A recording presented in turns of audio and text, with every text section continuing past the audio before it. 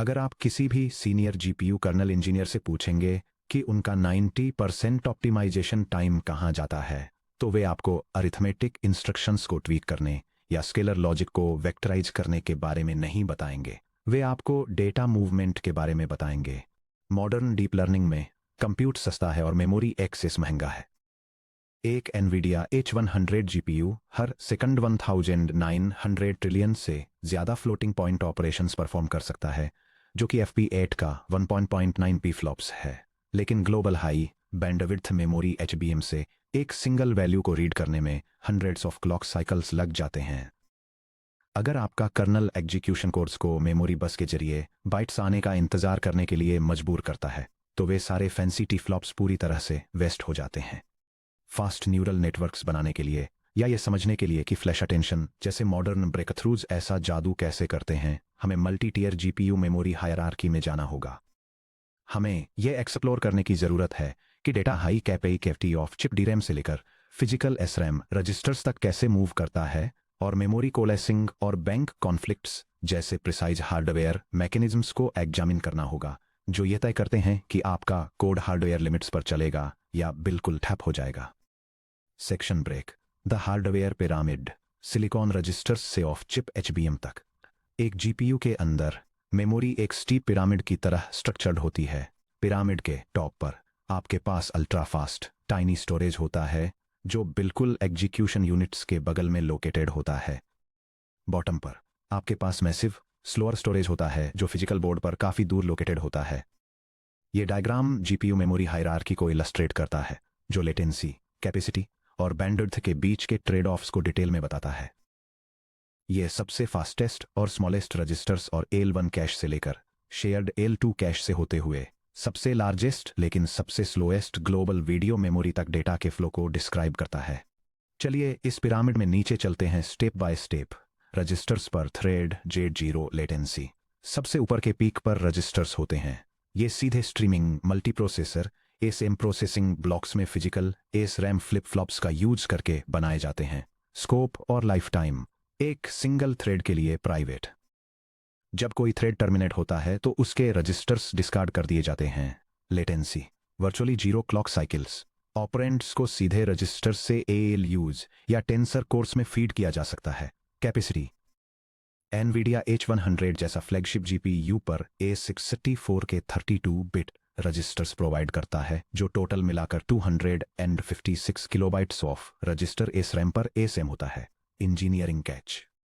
Registers एक finite resource हैं जो एक ASM को असाइन किए गए सभी थ्रेड्स के बीच शेयर किए जाते हैं।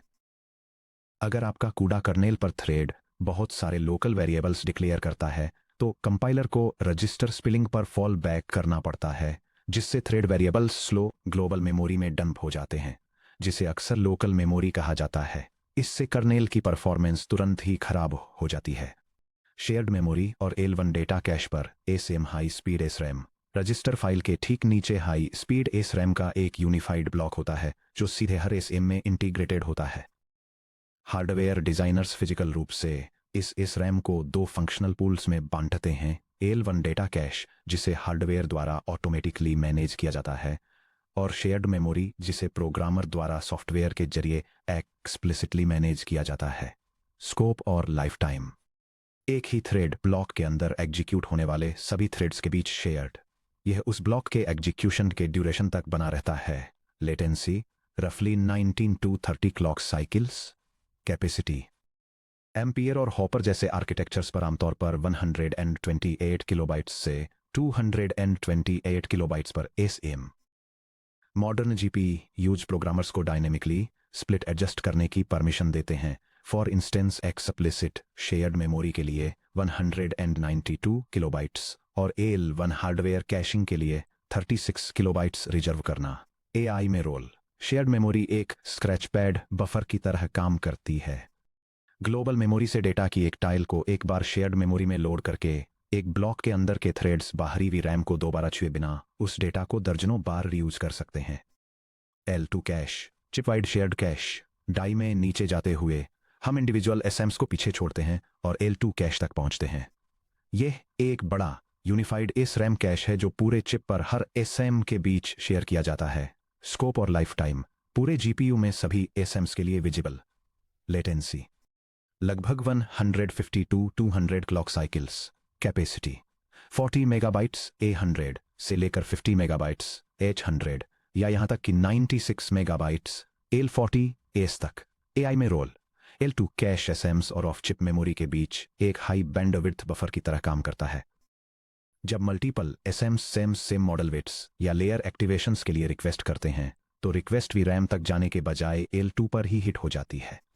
Global memory high bandwidth memory या वीरैम हार्डवेयर पिरामिड के सबसे नीचे ग्लोबल मेमोरी होती है। ये ऑफ चिप DRAM है, आमतौर पर हाई बैंडविड्थ मेमोरी HBM2 या HBM3 या GDDR6 जो सिलिकॉन इंटरपोजर्स या अल्ट्रा वाइड मेमोरी बसेस के जरिए मेन जीपीयू कंप्यूट डाई से कनेक्टेड होती है। स्कोप और लाइफ टाइम सभी एसएम्स के सभी थ्रेड्स के साथ साथ PCI या NVLink के जरिए होस्ट CPU द्वारा भी एक्सेसिबल। जब तक स्पष्ट रूप से डिएट न किया जाए तब तक बनी रहती है। Latency 400 to 800 clock cycles. Capacity enterprise cards पर 40 गीगाबाइट से लेकर 141 गीगाबाइट्स प्लस तक। बैंडविड्थ हालांकि एक H100 HBM3 मॉड्यूल पर 3.35 टेराबाइट्स पर सेकंड सुनने में बहुत ज़्यादा तेज लगता है, लेकिन एसएम रजिस्टर फाइल्स में अवेलेबल लगभग 30 प्लस टेराबाइट्स पर सेकंड की एग्रीगेट बैंडविड्थ के सामने ये समुद्र में एक बूंद के समान है। Section break hardware memory hierarchy comparison इन फिजिकल नंबर्स को समझने में मदद के लिए यहां बताया गया है कि मॉडर्न जीपीयू सिलिकॉन पर इन टीयर्स की तुलना कैसे की जाती है। जीपीयू मेमोरी हायरार्की में 4 मेन टीयर्स होते हैं जो स्पीड, कैपेसिटी और लोकेशन के बीच के ट्रेड ऑफ्स को शोकेस करते हैं।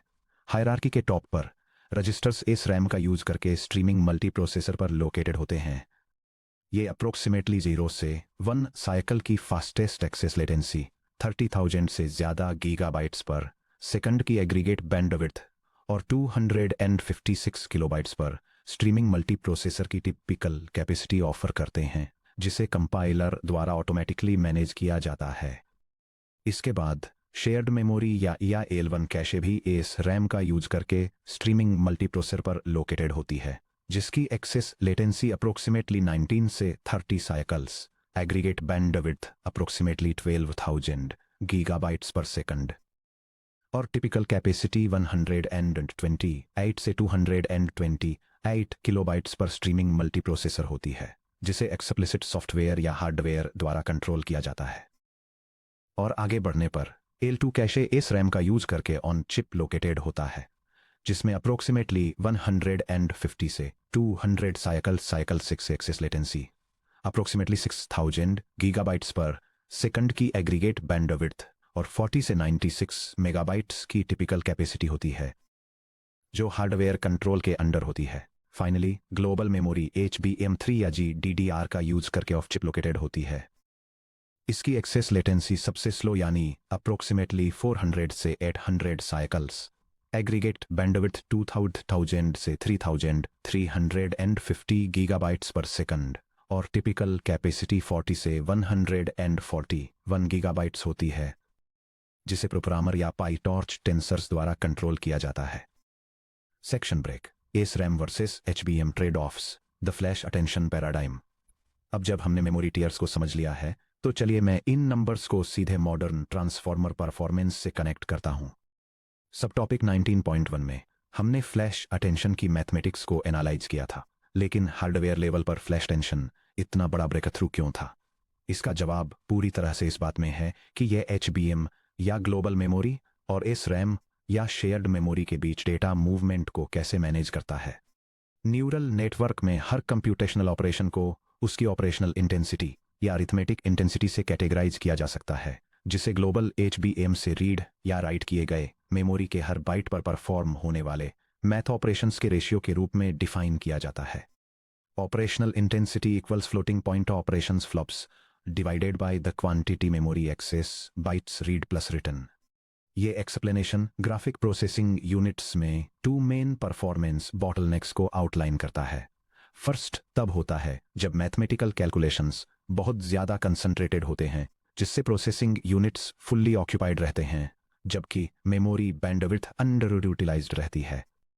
Second simple element wise operations के दौरान होता है, जहां प्रोसेसिंग यूनिट्स अपना ज़्यादातर टाइम डेटा को मेन मेमोरी में और वहां से ट्रांसफ़र होने का वेट करने में स्पेंड करते हैं। The standard attention bottleneck.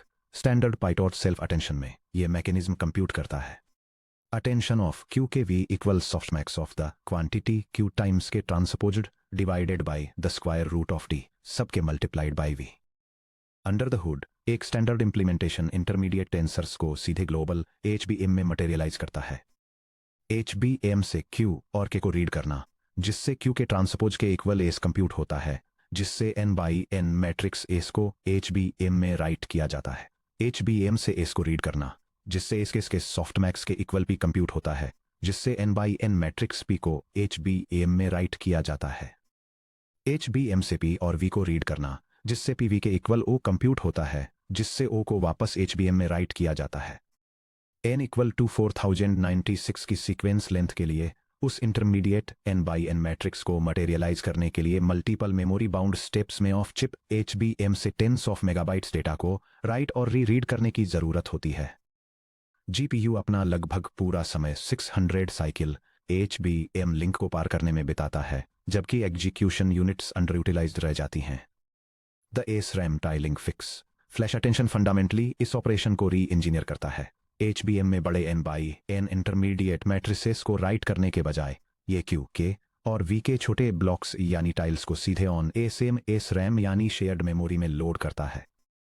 यह डायग्राम एक ग्राफिक्स प्रोसेसिंग यूनिट पर फ्लैश अटेंशन एल्गोरिदम के मेमोरी फ्लो और कंप्यूटेशनल स्टेप्स को दिखाता है।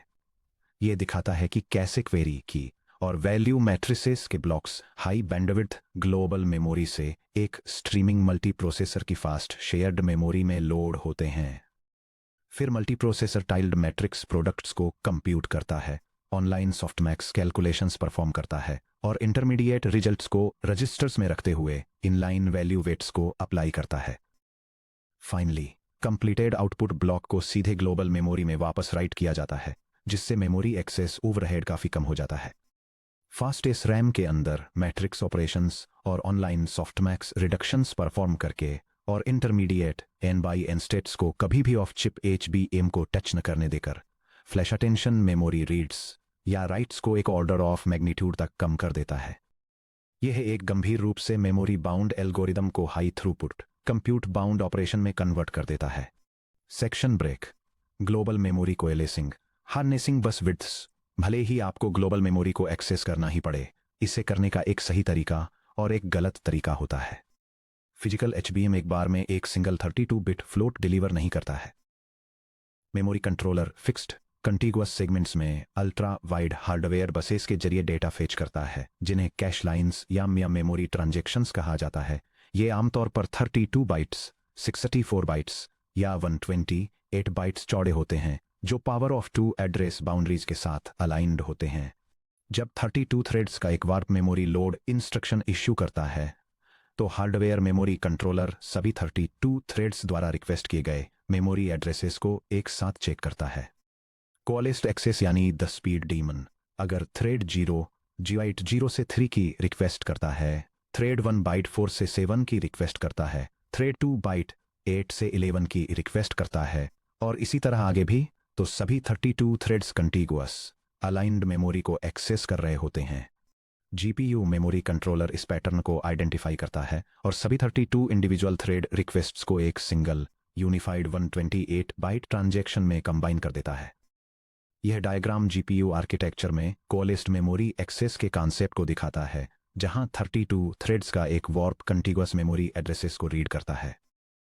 हार्डवेयर मेमोरी कंट्रोलर इन रिक्वेस्ट्स को एक सिंगल मेमोरी ट्रांजैक्शन में कंसोलिडेट कर देता है, जिससे फिजिकल मेमोरी को एक्सेस करते समय बस एफिशिएंसी मैक्सिमाइज हो जाती है। इस आइडियल सिनेरियो में मेमोरी बस यूटिलाइजेशन 100% तक पहुंच जाता है। फिजिकल वायर के जरिए ट्रांसफर होने वाला हर एक सिंगल बाइट वो यूजफुल डेटा होता है जिसकी जरूरत करंट वार्प के एक थ्रेड को होती है। अनकोअलिस्ड एक्सेस यानी द स्ट्राइडेड डिजास्टर। अब सोचिए कि क्या होगा अगर आपके थ्रेड्स नॉन कंटीगुअस एड्रेसेस की रिक्वेस्ट करते हैं। मान लीजिए थ्रेड 0 एड्रेस 0 की रिक्वेस्ट करता है, थ्रेड 1 एड्रेस 128 की रिक्वेस्ट करता है, थ्रेड 2 एड्रेस 256 की रिक्वेस्ट करता है और इसी तरह आगे भी, जो कि एक non unit stride access pattern है जैसे रो मेजर ऑर्डर में स्टोर्ड किसी मैट्रिक्स के कॉलम को ट्रैवर्स करना। यह डायग्राम दिखाता है कि कैसे एक graphics processing unit non coalesced memory access को हैंडल करती है। जब 32 थ्रेड्स का एक warp non contiguous memory addresses से डेटा रिक्वेस्ट करता है तो मेमोरी कंट्रोलर को 32 सेपरेट ट्रांजैक्शंस इशू करने पड़ते हैं, जिससे फिजिकल मेमोरी बस की एफिशिएंसी एक्सट्रीमली लो हो जाती है। क्योंकि रिक्वेस्टेड एड्रेसेस पूरी तरह से अलग कैश लाइंस में फैले होते हैं, इसलिए मेमोरी कंट्रोलर उन्हें कंबाइन नहीं कर सकता है। 128 बाइट्स का वन ट्रांजैक्शन इशू करने के बजाय थ्रेड्स को केवल 128 बाइट्स का एक्चुअल पेलोड डिलीवर करने के लिए हार्डवेयर को 32 सेपरेट 32 बाइट ट्रांजैक्शंस इशू करने के लिए मजबूर होना पड़ता है, जिससे बस पर टोटल 1024 बाइट्स ट्रांसफर होते हैं। बस यूटिलाइजेशन गिरकर बेहद खराब 3.125% पर आ जाता है। मेमोरी सब सिस्टम ट्रांजैक्शन ओवरहेड की वजह से चोक हो जाता है और कर्नेल 10 टाइम्स से भी ज्यादा स्लो हो जाता है। Section break, shared memory architecture और बैंक कॉन्फ्लिक्ट्स। एक बार जब डेटा ग्लोबल मेमोरी बस से बाहर निकलकर शेयर्ड मेमोरी यानी SRAM में आ जाता है तो भी आप पूरी तरह से मुश्किल से बाहर नहीं होते हैं। शेयर्ड मेमोरी के अपने फिजिकल एक्सेस करने के अजीब तरीके होते हैं जो मेमोरी बैंक्स से कंट्रोल होते हैं। अल्ट्रा हाई बैंडविड्थ पाने के लिए एक SRAM के अंदर का SRAM 32 अलग बराबर साइज के मेमोरी मॉड्यूल्स में बंटा होता है, जिन्हें बैंक्स कहा जाता है। यह डायग्राम एक shared static random access memory module के स्ट्रक्चर को दिखाता है जो 32 डिस्टिंक्ट बैंक्स में ऑर्गेनाइज्ड है। यह दिखाता है कि कैसे मेमोरी वर्ड्स इन बैंक्स में इंटरलीव्ड हैं, जो स्पेसिफिक एड्रेस बाइट रेंजेस को पैरेलल कॉलम्स में मैप करते हैं ताकि कंकरेंट डेटा एक्सेस को फैसिलिटेट किया जा सके और बैंक कॉन्फ्लिक्ट्स को मिनिमाइज किया जा सके। हर बैंक की विड्थ 32 बिट्स या 4 बाइट्स होती है और ये हर क्लॉक साइकिल में एक रिक्वेस्ट को सर्व कर सकता है। शेयर्ड मेमोरी में एक बाइट एड्रेस से बैंक इंडेक्स के बीच की मैपिंग एक सिंपल मैथमेटिकल मॉड्यूलो फॉर्मूला से डिसाइड होती है। Bank index equals the quantity byte address divided by 4 modulo 32। इसका मतलब है कि लगातार आने वाले 32 बिट वर्ड्स लगातार आने वाले बैंक्स में इंटरलीव्ड होते हैं, जैसे कि वर्ड 0 बाइट्स 023 बैंक 0 पर मैप होता है, वर्ड 1 बाइट्स 427 बैंक 1 पर मैप होता है, और इसी तरह आगे भी वर्ड 31 बाइट्स 124 टू 127 बैंक 31 पर मैप होता है, वर्ड 32 बाइट्स 128 टू 131 वापस घूमकर बैंक 0 पर आ जाता है। Conflict free access ideal. अगर एक वार के अंदर 32 थ्रेड्स शेयर्ड मेमोरी से 30 लगातार आने वाली 4 बाइट वैल्यूज को रीड करते हैं तो थ्रेड 0 वर्ड 0 को रीड करता है जो बैंक 0 पर जाता है, थ्रेड 1 वर्ड 1 को रीड करता है जो बैंक 1 पर जाता है, थ्रेड 31 वर्ड 31 को रीड करता है जो बैंक 31 पर जाता है। सभी 32 रिक्वेस्ट्स 32 अलग फिजिकल बैंक्स पर लैंड करती हैं। SRAM हार्डवेयर इन सभी 32 रिक्वेस्ट्स को एक ही क्लॉक साइकिल में पैरेलल में सर्विस करता है। Envy bank conflicts serialised latency. एक बैंक कॉन्फ्लिक्ट तब होता है जब एक ही वार्प के 2 या उससे ज्यादा थ्रेड्स उन अलग एड्रेसेस की रिक्वेस्ट करते हैं जो इत्तेफाक से बिल्कुल एक ही फिजिकल बैंक पर मैप होते हैं। मान लीजिए कि आपका कर्नेल 2 वर्ड्स के स्ट्राइड के साथ शेयर्ड मेमोरी को एक्सेस करता है, जैसे कि 1 स्ट्राइड्स के साथ कॉम्प्लेक्स नंबर्स या 2D एरे कॉलम्स को एक्सेस करना, तो थ्रेड 0 वर्ड 0 को रीड करता है जो बैंक 0 पर जाता है, थ्रेड 1 वर्ड 2 को रीड करता है जो बैंक 2 पर जाता है, और इसी तरह आगे भी थ्रेड 16 वर्ड 32 को रीड करता है जो 128 डिवाइडेड बाय 4 मॉड्यूलो 32 इक्वल्स 0 पर जाता है, यानी बैंक 0 पर। यह डायग्नोस्टिक लॉग GPU मेमोरी में एक हार्डवेयर परफॉर्मेंस इश्यू को दिखाता है, स्पेसिफिकली एक 2-वे बैंक कॉन्फ्लिक्ट। यह डेमोन्स्ट्रेट करता है कि कैसे 2 डिफरेंट थ्रेड्स कंसेक्यूटिव साइकिल्स में सेम मेमोरी बैंक को एक्सेस करने की कोशिश करते हैं, जिससे एक हार्डवेयर स्टॉल होता है क्योंकि बैंक दोनों रिक्वेस्ट्स को साइमल्टेनियसली सर्विस नहीं कर सकता। क्योंकि बैंक 0 पर क्लॉक साइकिल सिर्फ 132 बिट वर्ड ही आउटपुट कर सकता है, इसलिए हार्डवेयर को रिक्वेस्ट्स को सीरियलाइज करने के लिए मजबूर होना पड़ता है। मेमोरी हार्डवेयर वार्प को स्टॉल कर देता है और 2 सीक्वेंशियल मेमोरी साइकिल्स इश्यू करता है, जो कि एक 2-वे बैंक कॉन्फ्लिक्ट है। अगर थ्रेड्स 32 वर्ड्स के स्ट्राइड के साथ मेमोरी एक्सेस करते हैं, for example thread I read करता है वर्ड I टाइम्स 32, तो वार्प का हर सिंगल थ्रेड बैंक 0 पर मैप होता है। ये एक कैटास्ट्रॉफिक 32 वे बैंक कॉन्फ्लिक्ट को ट्रिगर करता है। शेयर्ड मेमोरी को एक्सेस करने में अब 1 साइकिल नहीं लगता डॉट डॉट, इसमें 32 सीक्वेंशियल साइकिल्स लगते हैं, जिससे इस रैम का स्पीड एडवांटेज पूरी तरह से डिस्ट्रॉय हो जाता है।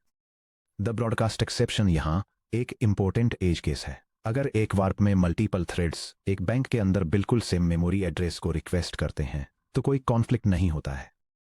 हार्डवेयर एक हाई स्पीड मल्टीकास्ट या ब्रॉडकास्ट एग्जीक्यूट करता है और उस सिंगल वर्ड को एक सिंगल साइकिल में सभी रिक्वेस्टिंग थ्रेड्स को भेज देता है। बैंक कॉन्फ्लिक्ट्स सिर्फ तभी होते हैं जब थ्रेड्स एक ही बैंक में मौजूद अलग अलग वर्ड्स की रिक्वेस्ट करते हैं। Section break dot dot hands on code PyTorch में मेमोरी स्ट्राइड्स और कॉन्टिन्यूटी की बेंचमार्किंग। इन हार्डवेयर प्रिंसिपल्स को एक्शन में देखने के लिए आइए पाइटॉर्च का यूज करके एक पायथन बेंचमार्क लिखते हैं। हम कस्टम कूडा या पाइटॉर्च मेमोरी एक्सेस एक्सपेरिमेंट्स बनाएंगे जो कॉन्टिगुअस मेमोरी लेआउट्स को स्ट्राइडेड या नॉन कॉन्टिगुअस मेमोरी लेआउट्स के अगेंस्ट कंपेयर करेंगे और यह डेमोन्स्ट्रेट करेंगे कि कैसे मेमोरी कोअलेसिंग और स्ट्राइड पेनल्टीज सीधे एग्जीक्यूशन टाइम्स पर असर डालती हैं। यह स्क्रिप्ट मेजर करती है कि कैसे different memory layout patterns PyTorch का यूज करके जीपीयू परफॉर्मेंस को अफेक्ट करते हैं। सबसे पहले यह जीपीयू पर एक लार्ज मैट्रिक्स एलोकेट करती है। इसके बाद यह sequential row wise memory access और non sequential column wise memory access के बीच स्पीड डिफरेंसेस को बेंचमार्क करती है। फाइनली ये वापस कॉन्टिगुअस लेआउट में रिस्ट्रक्चर किए गए डेटा के कंपैरिजन में transported non contiguous memory layouts पर कैलकुलेशंस करने के ओवरहेड को इवैल्यूएट करती है और एंड में स्पीड रेशियोज प्रिंट करती है। # What's happening under the hood. जब आप इस कोड को एनवीडिया जीपीयू पर रन करेंगे तो आप एग्जीक्यूशन लेटेंसीज में एक बड़ा डिफरेंस नोटिस करेंगे।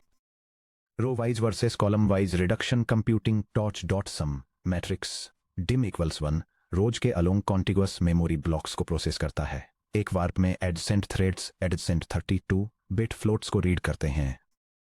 जीपीयू इन रिक्वेस्ट्स को fast unified 128 byte global memory transactions में कंबाइन करता है।